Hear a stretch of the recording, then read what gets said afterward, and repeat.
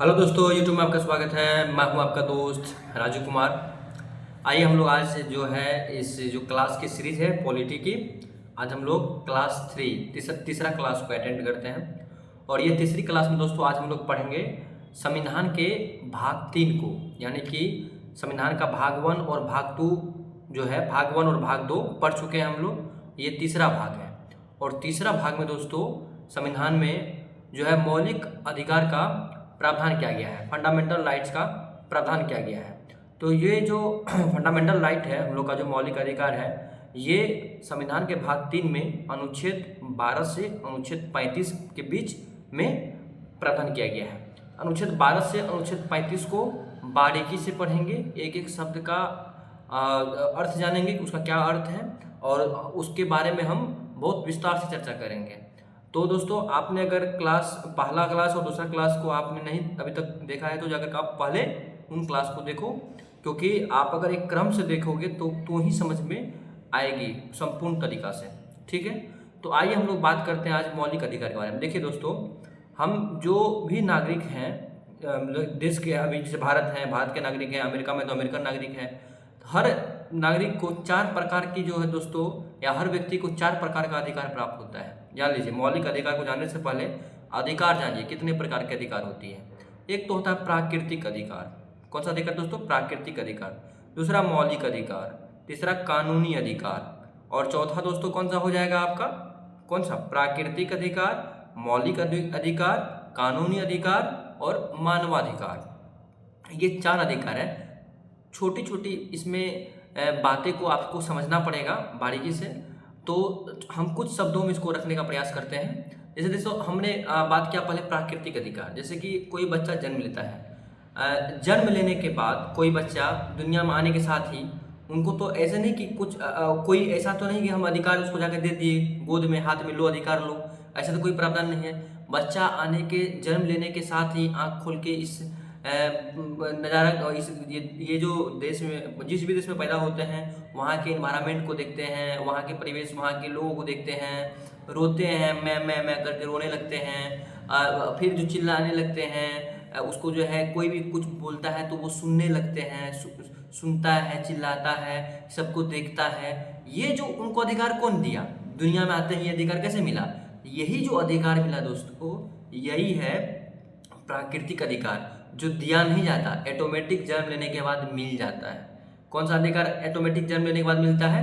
प्राकृतिक अधिकार। किसी बच्चे के जन्म होने के तुरंत बाद जो अधिकार मिलता है उसको प्राकृतिक अधिकार कहते हैं, जिसमें देखना, सुनना, बोलना, चिल्लाना, ये सब जो अधिकार मिलता है ये प्राकृतिक अधिकार कहलाता है। और प्राकृतिक अधिकार के अगर जनक कहेंगे, पिता कहेंगे, तो जॉन लॉक को माना जाता है। ठीक है दोस्तों, ये प्राकृतिक अधिकार के बारे में कुछ बात बताएं।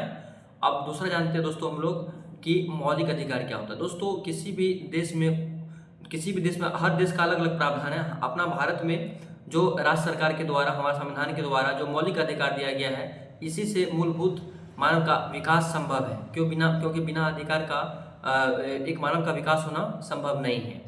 तो उसका कुछ प्रावधान जो हम इसमें पढ़ेंगे, बताएंगे क्या क्या अधिकार है मौलिक अधिकार में। तीसरा बताया दोस्तों कानूनी अधिकार, कानूनी या विधि का अधिकार। तो कानूनी तंत्र के द्वारा स्थापित जो प्रक्रिया है, उसके जो देश, अपने जैसे अपना भारत है, कानूनी तंत्र द्वारा स्थापित जो प्रक्रिया है, उस प्रक्रिया से जो हम लोग को स्टेप बाय स्टेप अधिकार प्राप्त होता है, उन्हीं को कानूनी अधिकार का। जैसे कि अगर कोई तरह की बात विवाद होती है तो हम लोग अपने FIR करवाते हैं, फिर निम्न अदालत में जाते हैं, उसके बाद फिर उसके उच्च अदालत में जाते हैं, फिर बाद में जरूरत पड़ता है तो सर्वोच्च न्यायालय में भी जाते हैं। तो एक प्रोसेस है, उनके द्वारा वो जो अधिकार आपको मिला हुआ एक प्रोसेस से, एक स्थापित प्रक्रिया से प्राप्त करने का जो आपके पास अधिकार है, वही है कानूनी या विधि अधिकार। तो और चौथा दोस्तों मानवाधिकार बताएं। तो मानवाधिकार दोस्तों ये ग्लोबल लेवल पे है। तो इसमें UNO ने 10 दिसंबर 1948 को जब मानवाधिकार का गठन किया था, तो इसमें एक प्रस्तावना और जो है दोस्तों करीब 30 अनुच्छेद के आसपास इसमें रखा गया था। ये था मानवाधिकार, मानव का अधिकार का ध्यान रखा जाए, उसका हनन न हो। जैसे जेल में कोई कैदी बंद है तो उनका खान पान सही से हो रहा है कि नहीं हो रहा है, उनको सही से रखा जा रहा है कि नहीं जा रहा है, कहीं पे बच्चों का कुछ, तो उस तरह का मानव का अधिकार का हनन न हो, उसके लिए मानवाधिकार आयोग भी बना है, जो कि 10 दिसंबर 1948 को गठित हुआ था UNO में। ये कुछ बातें थी। अब हम लोग जो संविधान के भाग 3 में पढ़ेंगे, मौलिक अधिकार को पढ़ेंगे, इसके बारे में आइए स्टार्ट करते हैं। ये कुछ पढ़ने से पहले जो अधिकार था उनके बारे में वर्णन किए। जो हमारा मौलिक अधिकार दोस्तों, दुनिया में अगर सर्वप्रथम देखेंगे ये मौलिक अधिकार की बात कहाँ हुई थी, तो ये दोस्तों मौलिक अधिकार की सर्वप्रथम बात ब्रिटेन में हुई थी। ब्रिटेन को लोगों को लगा था कि हम लोग के पास कोई अधिकार नहीं है, और एक दिन सभी मिल करके, जो ब्रिटेन के राजा थे जॉन किंग उसका नाम था, उनके पास सभी गए और खड़े हो गए, राजा जी मुझे भी अधिकार चाहिए। क्या अधिकार चाहिए भाई? हमको मौलिक अधिकार चाहिए। तो उन्होंने घोषणा कर दी थी 1215 में जॉन किंग ने कि उनको एक अधिकार दिया, उसको जिसको मैग्ना कार्टा कहा गया था वहाँ पे। मैग्ना का मतलब होता है दोस्तों सर्वोच्च, ठीक है, और मैग्ना कार्टा का मतलब होता है दस्तावेज। तो उसको अधिकार का सर्वोच्च दस्तावेज कहा गया, तो मैग्ना कार्टा जो दोस्तों ब्रिटेन में सर्वप्रथम दिया गया था। और अगर बात कही जाएगी कि मौलिक अधिकार को सर्वप्रथम किस देश के संविधान में लिखित रूप से वर्णित किया गया, वो अमेरिका था। 4 मार्च 1989 में अमेरिका ने अपने संविधान में लिखित रूप से ये प्रावधान किया था दोस्तों, किसका? मौलिक अधिकार का। तो मौलिक अधिकार के बारे में जानेंगे, तो आप संविधान के भाग 3 में 12 से 35 में आप जानिए क्या क्या है। तो जैसे ही भाग 12 अनुच्छेद 12 को पढ़िएगा, आप आर्टिकल 12 को पढ़िएगा, उनसे पहले मौलिक अधिकार के बारे में कुछ और बात जान लीजिए दोस्तों आप लोग, कि मौलिक अधिकार को मैग्ना कार्टा, संविधान का मैग्ना कार्टा कहा गया। हमारे संविधान में मौलिक अधिकार प्रावधान है, उनको मैग्ना कार्टा कहा गया, मतलब वही अधिकार का सर्वोच्च दस्तावेज कहा गया है। और दोस्तों हम लोग का देश में जो मौलिक अधिकार का प्रावधान है संविधान में, ये हम लोग ब्रिटेन के संविधान से ग्रहण किए हैं। जब क्वेश्चन आएगी एग्जाम में कि मौलिक अधिकार को किस देश से ग्रहण किए हैं, जैसे कि हम लोग का संविधान है, बहुत सारे देशों से के संविधान से कुछ चीज़ ग्रहण किए हैं, और हम मेन जो मेजर आर्टिकल, बहुत सारा आर्टिकल है, वो 1935 का एक्ट से लिया गया। करीब 295 आर्टिकल अनुच्छेद को हम लोगों का 1935 के जो अधिनियम थे भारत में, वो अधिनियम के थ्रू बने हैं। अब बाकी जो भी आर्टिकल हैं जर्मनी से, कनाडा से, फ्रांस से, यूएसए से, ब्रिटेन से, हम लोग आदि और देशों से ग्रहण किए हैं। तो ये मौलिक अधिकार जो है दोस्तों हम लोग ब्रिटेन से ग्रहण किए हैं। कहाँ से ग्रहण किए हैं, क्वेश्चन आ सकता है, तो ब्रिटेन से लिया गया है। तो अब हम लोग बात करते हैं सर्वप्रथम पहला अनुच्छेद का, मौलिक अधिकार का, अनुच्छेद 12 को, कि अनुच्छेद 12 में, आर्टिकल 12 में क्या प्रावधान है। दोस्तों अनुच्छेद 12 में राज्य की परिभाषा की बात की गई है। राज्य क्या है, राज्य की परिभाषा। दोस्तों उसे राज्य के बारे में हम लोग जो पहले बताए थे, इस क्लास में नहीं है, वो जो जूम पे हुई थी बता दिए थे कि एक राज्य होता है जो राष्ट्र लेवल पे होता है। जान लीजिए, राष्ट्र लेवल पे कोई अगर देश राष्ट्र राज्य कहलाता है, उसका 4 आधार बताए थे हम। जनसंख्या होना चाहिए, खुद की सरकार होनी चाहिए, संप्रभुता होना चाहिए, और क्षेत्रफल होना चाहिए। ये मॉन्टेविडियो कन्वेंशन 1933 उरुग्वे में हुआ था, तो उसमें ये दिया गया था। लेकिन यहाँ पर हम लोग का संविधान में जो राज्य का परिभाषा दिया गया है, ये जान लीजिए क्या है। अनुच्छेद 12 का था राज्य की परिभाषा। तो हम लोगों का संविधान राज्य की परिभाषा में क्या उल्लेखित किया है वो सुनिए।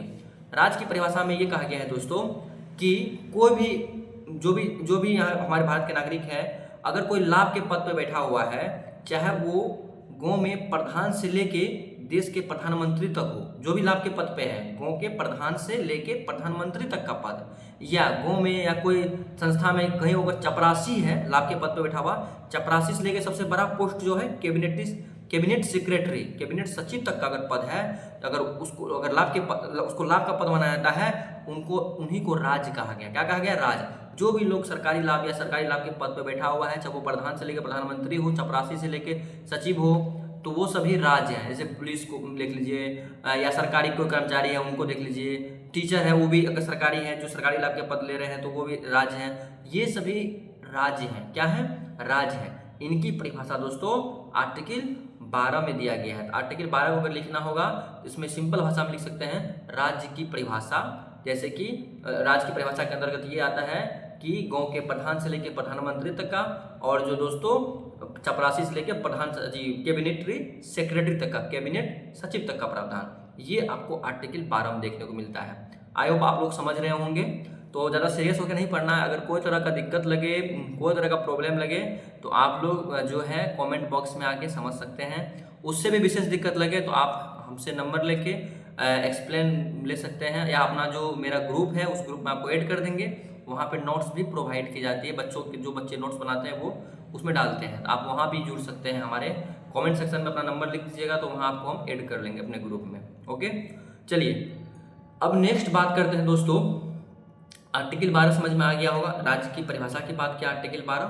अब दोस्तों आर्टिकल 13 की बात करते हैं। क्या बात? आर्टिकल 13, अनुच्छेद 13। अनुच्छेद 13 में दोस्तों ये कहता है कि राज्य, जो राज्य बताए, राज्य का परिभाषा बताए, जो राज्य होता है वो कोई भी ऐसा नियम या कानून नहीं बनाएगा जो मौलिक अधिकार के विरुद्ध हो। हम लोग को जो फंडामेंटल राइट मिला है उनके अगेंस्ट में कोई भी लॉ का फॉर्मेशन नहीं कर सकता है राज्य, आर्टिकल 13 कहता है।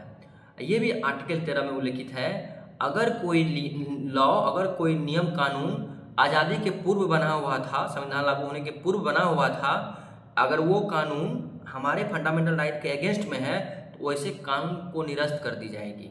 और ये भी बात इसमें है जिसको कि पृथक्करण का सिद्धांत कहते हैं। पृथक्करण का सिद्धांत ये कहता है अगर कोई नियम या कानून संविधान लागू होने से पूर्व से चलता आ रहा है तो अगर वो मौलिक अधिकार का हनन करता है तो उसको क्या किया जाएगा? हटा दिया जाएगा। एक है दोस्तों, और इसी में 13 में ही कहा गया है अगर कोई नियम या कानून अभी भी बना, आज़ादी के बाद ही बना है या संविधान लागू होने के बाद ऐसा कोई नियम कानून बना है जो हमारे मौलिक अधिकार को प्रभावित करता है, तो अगर मान चलिए कोई नियम कानून बना है उसमें कुछ अंश जो है हम लोग का मौलिक अधिकार को प्रभावित करता है, मौलिक अधिकार को छायांकित करता है, तो पूरी की पूरी लॉ को समाप्त नहीं की जाएगी। जितना भाग को वो छायांकित करता है, जितना भाग को वो डिस्टर्ब करता है, उतनी भाग को क्या करेंगे दोस्तों? कहा जाता है उतनी भाग को समाप्त की जाएगी। बाकी जो लॉ ठीक ठाक है, जो हमारा मौलिक अधिकार के अगेंस्ट में नहीं है, वो वैसा ही रहेगा।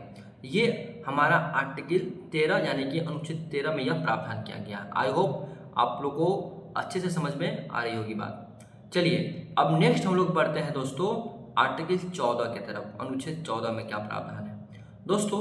अनुच्छेद 14 में दोस्तों विधि के समक्ष समता और समानता की बात की गई है। ये जो विधि के समक्ष दोस्तों समता और समानता है, ये आपका ब्रिटेन से लिया गया। कहाँ से लिया गया है? ब्रिटेन से लिया गया है।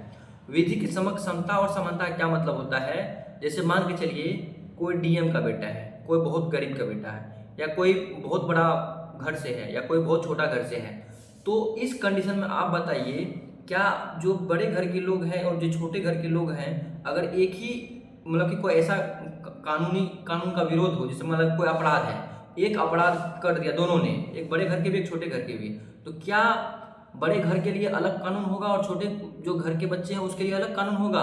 ये तो सरासर अन्याय हो जाएगा, गलत हो जाएगा। तो ऐसा नहीं हो, सबके लिए एक समान कानून हो, सबके लिए एक समान विधि हो, उसके लिए अनुच्छेद 14 का में उल्लेखित किया गया विधि के समक्ष समान और समान, मतलब सभी के लिए कानून एक समान होगा, विधि एक समान होगा, न्याय एक समान होगा, कोई तरह की भेदभाव नहीं की जाएगी। अगर सिंपल भाषा में कहे आर्टिकल 14 क्या है? सभी के लिए एक समान कानून की बात करती है आर्टिकल 14। इसमें कोई, जैसे मान चलिए कोई उच्च जाति का है, कोई मान चलिए कि बड़े जाति मतलब उच्च जाति से है, कोई निम्न जाति से है, तो थोड़ी ना है कि उच्च जाति का जो है उसको कम सजा मिलेगी, निम्न जाति को ज़्यादा सजा मिलेगी। नहीं, न्याय सबके लिए समान होगा। वो किसी जाति धर्म के बेस पे नहीं होगा, या कोई भी ऐसा जो बड़ा छोटा का बेस पे नहीं होगा, अमीरी गरीबी के बेस पे नहीं होगा, सबके लिए एक समान कानून होगा। हालांकि अभी तो जानते हैं भ्रष्टाचार तो चरम सीमा पे है हमारा देश में, क्योंकि हर जगह पैसा ही लगता है सब काम में। कानून न्याय व्यवस्था कभी कभी आँख पे तो पट्टी थी खुल गई है, तो कहीं पैसा पे जजमेंट ही बदल दी जाती है। ऐसा भी कुछ मामला आप लोग को देखने के लिए मिलता होगा हमारा देश में, वो अक्सर मिलता ही रहता है। लेकिन कोशिश किया जा रहा है कि इसको भी सुधारा जा सके। जो ये भ्रष्टाचारी चरम सीमा को ऊपर है, अभी भी कोई छोटी मोटी जगह जाइएगा तो पता चलेगा कि गलत कोई और है, साबित किसी और को गलत कर दिया। क्यों? वहाँ पे इसका काम किया, पैसा फेंका, वकील ने ऐसा अपना चाल चला कि दोषी को जो है निर्दोष बना दिया और निर्दोष को दोषी बना दिया। तो ऐसा है, लेकिन हमारा संविधान ऐसा नहीं कहा गया, बोला है कि सबके लिए एक समान होगा। वर्तमान के हिसाब से बताया अभी जो भी हम चीज़ बताएं, ठीक है। आर्टिकल 14 दोस्तों हो गया। अब हम लोग आर्टिकल 14 में और भी कुछ बातें हैं। देखिए, हम कुछ बहुत बातों को छुपा लेते हैं, जैसे कि अनुच्छेद 13, अनुच्छेद 12, इसमें और भी बहुत सारी बातें हैं, बहुत सारे केस हैं पढ़ने को, लेकिन सब पढ़ना नहीं है क्योंकि वन डे कॉम्पिटिटिव के लिए आपको पढ़ा रहे हैं, ये इनफ है। आर्टिकल 14 में जो पढ़ाएंगे अभी कुछ और बात, वो इम्पोर्टेंट हो जाता है क्योंकि वन डे कॉम्पिटिटिव एग्जाम में डायरेक्ट पूछ देता है क्वेश्चन, इसीलिए आर्टिकल 14 को हमको विस्तार से एक्सप्लेन करना होगा। देखिए, अभी हम कुछ बताएंगे ऐसे पद के बारे में जिनके लिए सब समान नियम, समान कानून नहीं है। फिर आप कहिएगा सर आप तो आर्टिकल 14 में ये बताए कि सबके लिए एक समान कानून होगा, समान नियम होगा, फिर कुछ पद कुछ लोगों के लिए क्यों नहीं होगा? अब उसका आप बताते हैं। दोस्तों आर्टिकल 14 का कुछ अपवाद है, कुछ एक्सेप्शन है। क्या एक्सेप्शन है जान लीजिए। आर्टिकल 14 में तो कहा गया सबके लिए एक समान कानून होगा, लेकिन हमारा ही संविधान ने एक आर्टिकल का निर्माण किया 361 361। तो 361 में यह प्रावधान किया गया राष्ट्रपति और राज्यपाल के विरुद्ध जब तक अपने पद पे हैं कोई भी कानूनी कार्रवाई फौजदारी मामले में, मतलब फौजदारी समझते हैं ना, क्रिमिनल, उस मामले में कोई तरह की एक्शन नहीं लिया जा सकता है राष्ट्रपति और राज्यपाल के ऊपर। आज जो सिविल मामला होगा, दीवानी मामला होगा, उसमें आप एक्शन ले सकते हैं, लेकिन 2 महीने की नोटिस देनी होगी, उसके बाद ही आप ले सकते हैं। अच्छा आप कहोगे कि ऐसा राष्ट्रपति राज्यपाल के लिए क्यों? एक्चुअली उस व्यक्ति के लिए विशेष कानून संविधान नहीं बनाया है, उसके लिए अच्छी नहीं किया गया है। एक्चुअल में राष्ट्रपति और राज्यपाल पद एक सम्मानजनक पद है, देश का सर्वोच्च पद है।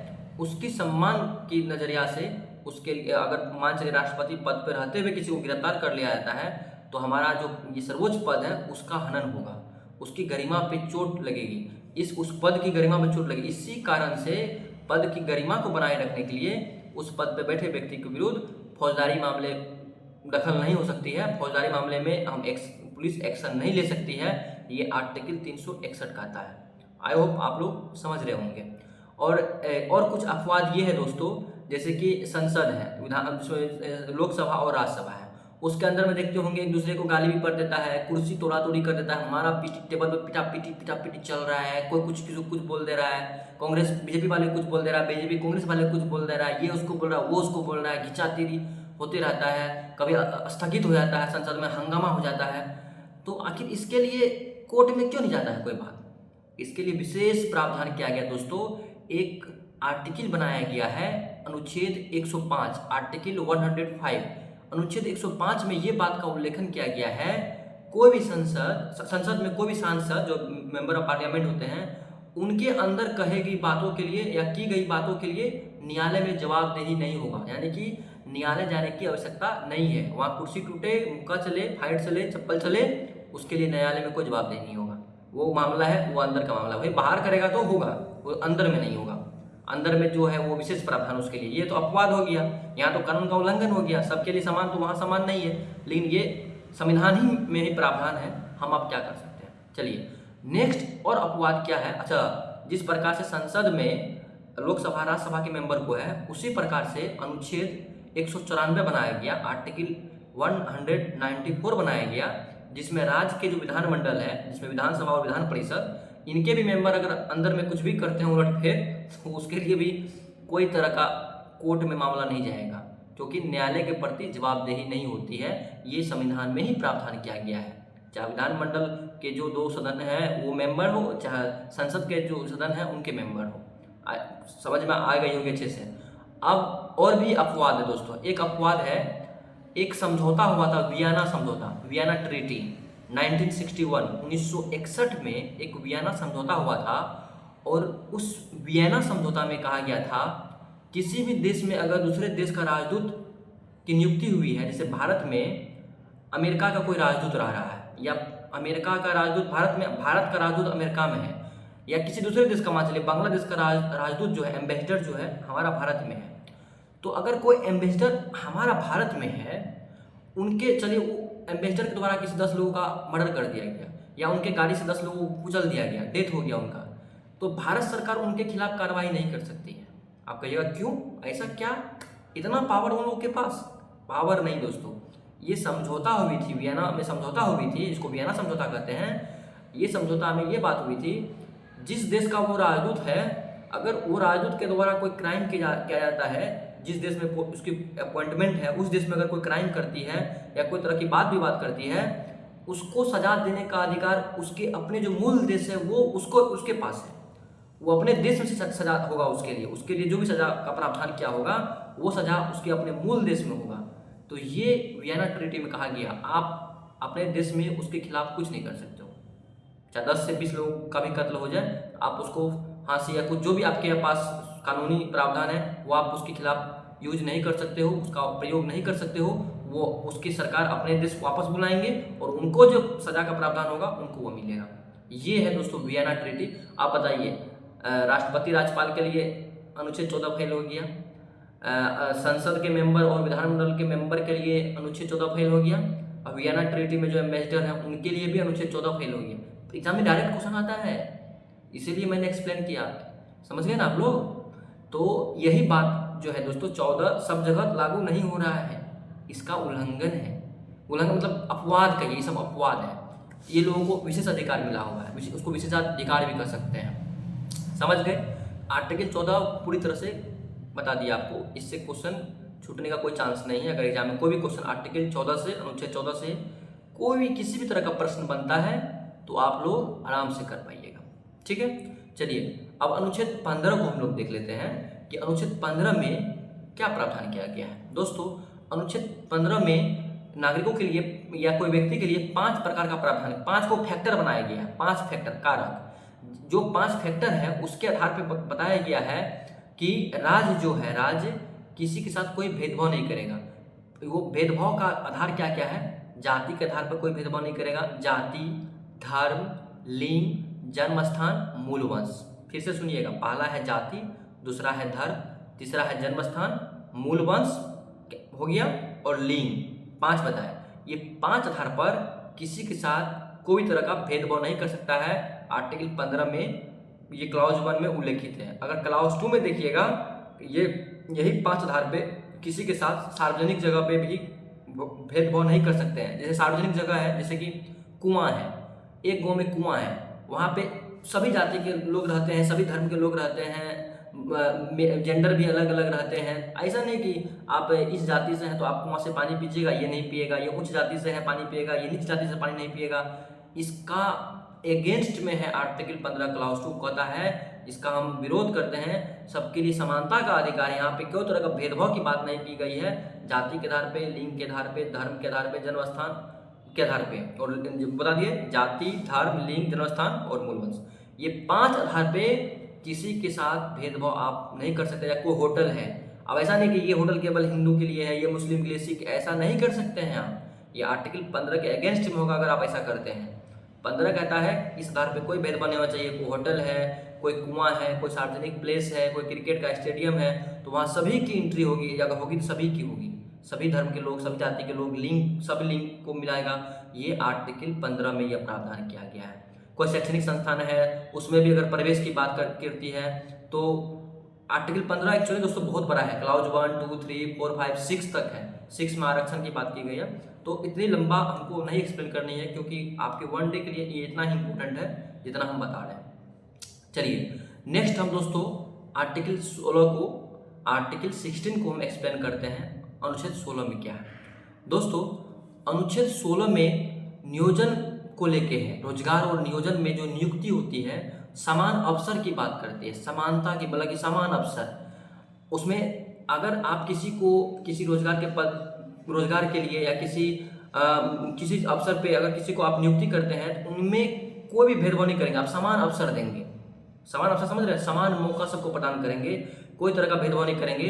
अब भेदभाव न करने का जो है 7 कारक है, जाति है, धर्म है, लिंग है, जन्म स्थान है, मूल वंश है, उद्भव है, निवास है। जाति, धर्म, लिंग, मूल वंश, जन्म स्थान, उद्भव, निवास, ये 7 आधार पे आप किसी भी व्यक्ति के साथ या नागरिक के साथ आप भेदभाव नहीं कर सकते हैं। ये स्पष्ट आर्टिकल 16 में कहा गया है। अगर कोई सरकारी नौकरी हो रही है, वहाँ पे हम जाति बेस पे भेदभाव करने लगे, लिंग के आधार पर करने लगे, धर्म के आधार पर करने लगे, तो फिर वो फेयर कहाँ रहेगी? वो तो फिर संविधान लोकतंत्र का हनन हो जाएगा, हमारा संविधान का हनन हो जाएगा।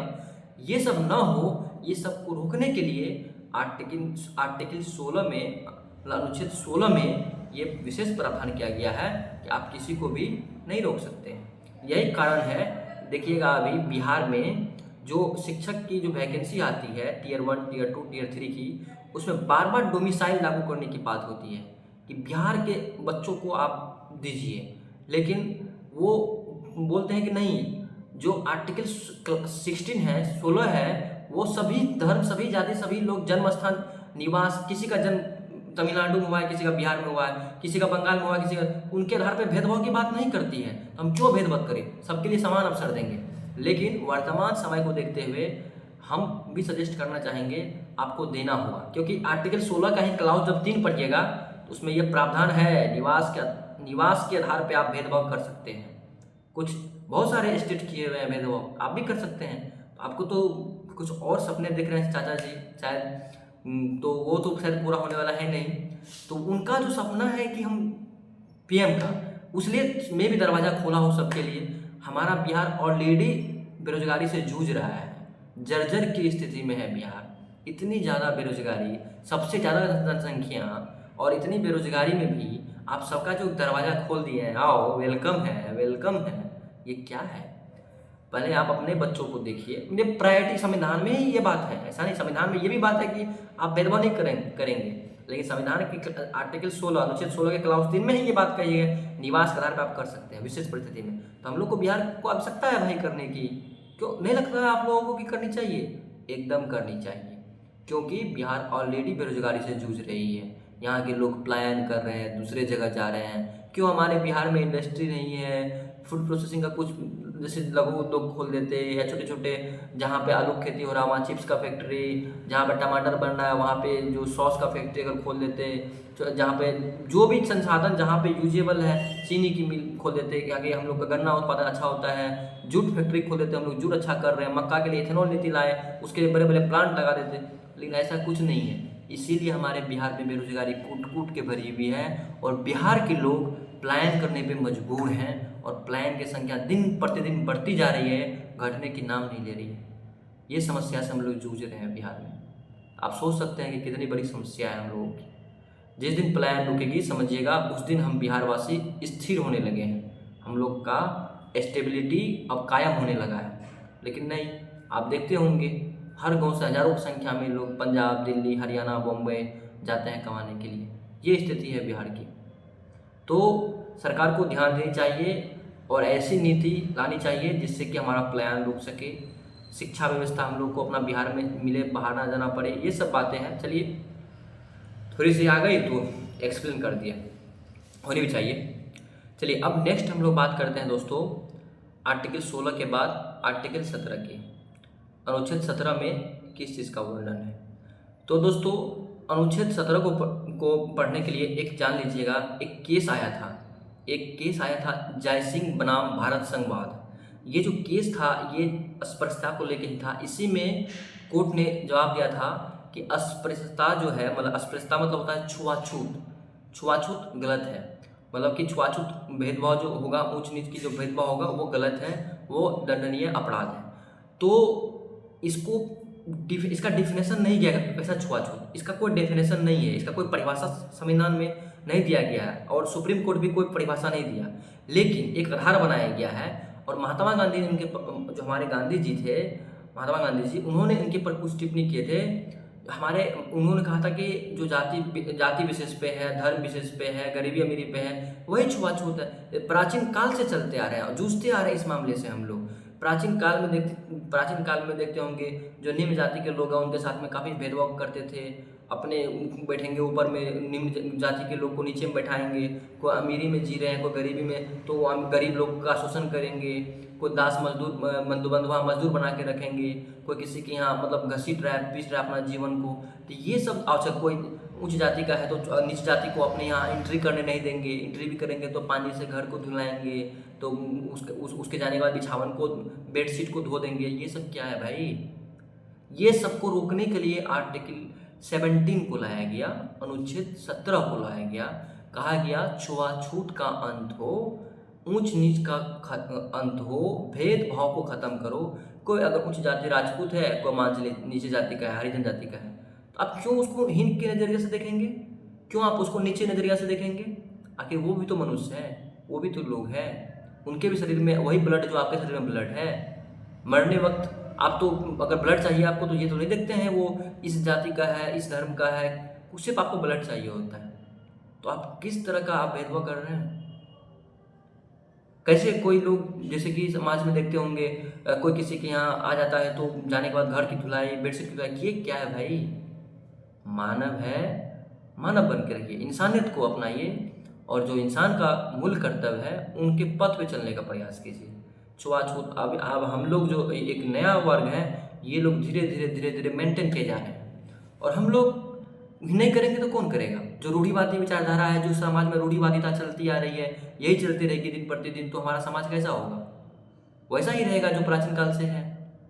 तो फिर क्या फ़ायदा पढ़ने लिखने की, एजुकेटेड होने की? क्या फ़ायदा, क्या प्रॉफिट मिला?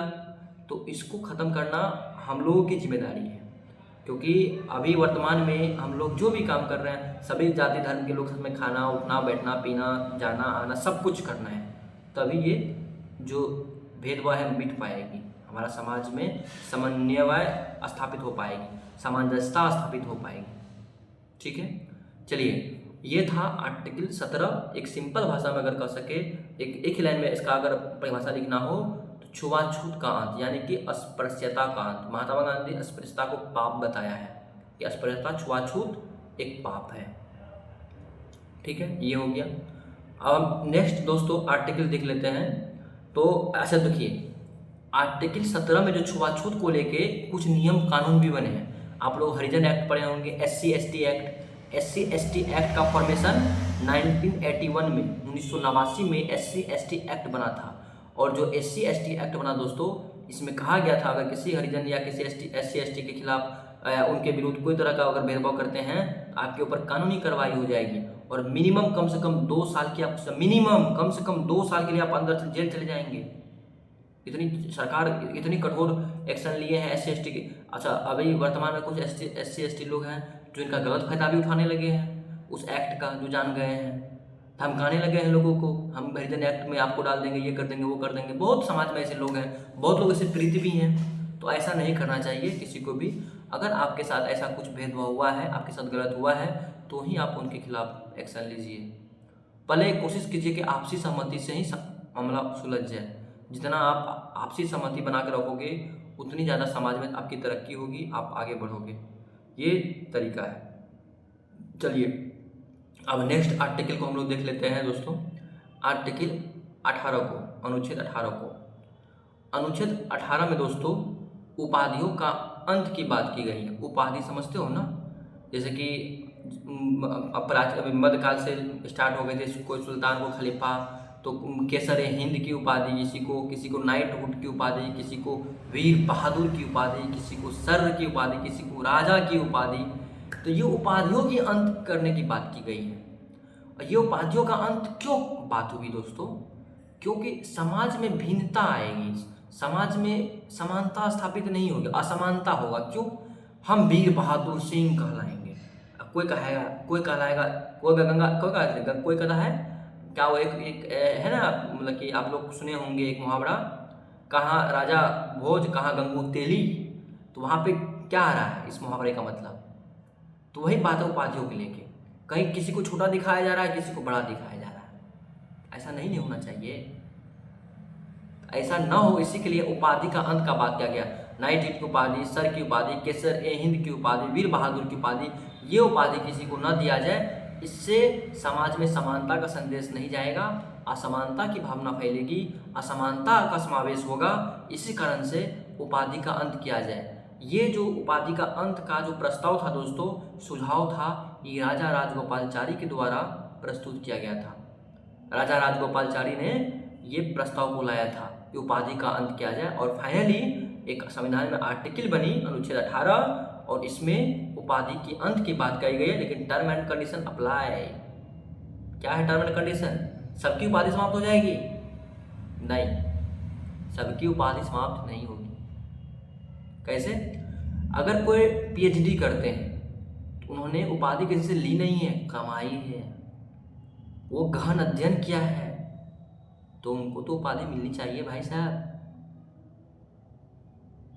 क्या चीज़ की उपाधि? डॉक्टर की उपाधि। अगर PhD करते हैं तो डॉक्टर की जो उपाधि मिलती है, मतलब पढ़ाई लिखाई के शिक्षा के क्षेत्र में जो पढ़ के मेहनत करके डिग्री लेते हैं, उपाधि लेते हैं, वो उपाधि अभी भी जीवित है। या कोई सैन्य में, अगर सेना में जाते हैं, कोई कहते हैं कैप्टन, कर्नल, ब्रिगेडियर, ये सब उपाधि है, तो उसको भी समाप्त नहीं किया गया है। सेना में और शिक्षा में जो अपने दम पे उपाधि को प्राप्त करते हैं, वैसी उपाधि की समाप्ति की बात नहीं की गई है। और जो पुरस्कार दिया जाता है पद्म विभूषण, पद्म भूषण, पद्मश्री, उनके आगे में जो लगते हैं पद्मश्री, ये वो फलना बाबू चिल्ला बाबू, तो उनके भी उपाधि, वो उपाधि नहीं है, वो आर्टिकल 18 के तहत ही दिया जाता है वो पुरस्कार। तो उपाधि की श्रेणी, उसको उस श्रेणी में नहीं रखा गया, भिन्नता श्रेणी में नहीं रखा गया, उसको विशेष बनाता है। तो जितने भी पद्म अवार्ड दिए जाते हैं वो आर्टिकल 18 के तहत ही दिए जाते हैं। ये सारी दोस्तों बातें थी जो हमको आर्टिकल 18 में पढ़नी थी। आज के लिए इस क्लास में इतना ही रखते हैं, क्योंकि फिर आर्टिकल 19 बहुत लंबा हो जाएगा, 15 मिनट उस पर ऊपर बोलना पड़ेगा और ये क्लास चल जाएगी 50 मिनट की। तो फिर जो यहाँ पे दोस्तों थोड़ी सी समस्या हो जाती है, इंटरनेट की भी बहुत स्लो काम करता है, और ज़्यादा लॉन्ग वीडियो होने के बाद शायद आप लोग ऊब भी जाए। मतलब इतनी ही कंटेंट जितना पढ़ा है, इतना को अगर आप लोग डाइजेस्ट कर लो, बहुत है एक क्लास के लिए। अच्छे से आप लोग नोट्स बनाओ और ग्रुप में सेंड किया करो। अच्छे से नोट्स बनाना है, जैसे नोट्स बनाते थे आप लोग जूम पे, उसी प्रकार नोट्स बनाना है, फिर भेजना है। सबके नोट्स को हम देखेंगे भी कैसा नोट्स है। कहीं अगर कोई त्रुटि होगी तो हमसे पूछिएगा। कोई तरह की अगर दिक्कत लगेगी, यहाँ पे कुछ भी समस्या है, कुछ भी डाउट है, तो आप लोग बेशक पूछ सकते हैं विदाउट एनी हेजिटेशन। बिना घबराए आप हमसे रूबरू हो सकते हैं। तो दोस्तों अब हम विदा लेते हैं आप लोगों से, मिलते हैं फिर कल के क्लास में। हम लोग आर्टिकल 19 से, अनुच्छेद 19 से कंटिन्यू रहेंगे, यही मौलिक अधिकार को लेके। आगे बहुत इंटरेस्टिंग है। क्यों? क्योंकि आप अपने अधिकार को जानोगे तो आप प्रबल बनोगे, अपने शक्ति का कहीं भी प्रदर्शन कर सकते हो, अपने अधिकार के लिए अपनी आवाज़ को बुलंद कर सकते हो और आवाज़ को उठा सकते हो। चलिए आज की क्लास में विदा लेते हैं दोस्तों। जय हिंद।